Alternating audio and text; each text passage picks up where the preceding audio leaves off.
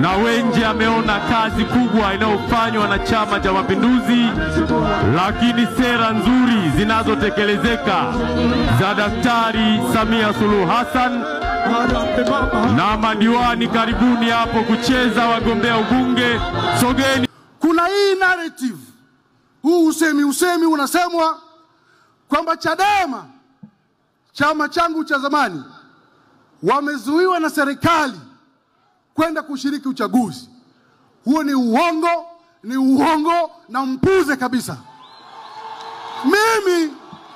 Mimi nimekuwa mjumbe wa kamati kuu ya Chadema mpaka muda huu ninapojiuzulu hapa, na nimekuwa mjumbe wa kamati kuu senior toka mwaka 2010 mpaka leo.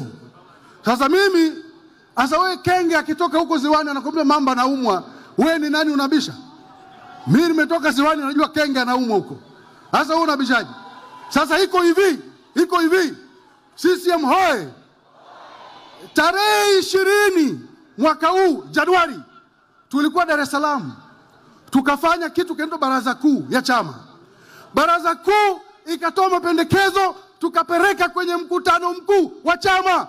Wote tukakubaliana kwamba Chadema sisi hatushiriki uchaguzi. Sasa nani amekatalia kushiriki sisi?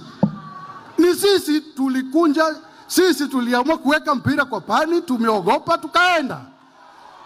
Peoples, sikilizeni, tulishauriwa mpaka na wazee wa maana duniani.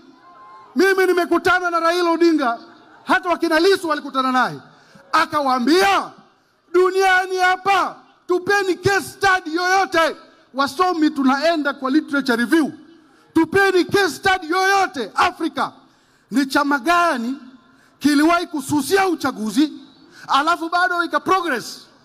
Haipo, hakuna literature review ya hivyo.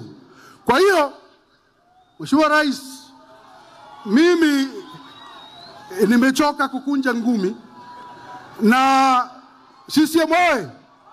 Na nimalizie kwa kusema kwamba yupo pastor moja, yupo mchungaji moja anaitwa Miles Monroe, nafikiri mnamkumbuka.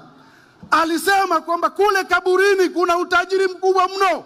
Utajiri mkubwa upo kaburini kwa sababu kuna talents, kuna watu wenye akili, watu wenye fikra, watu wenye maono, watu wenye ushauri, wote wamekufa pale, wengine with untapped potential.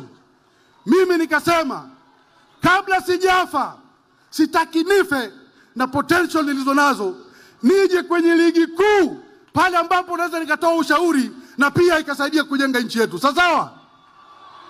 Kwa miaka 15 nimekuwa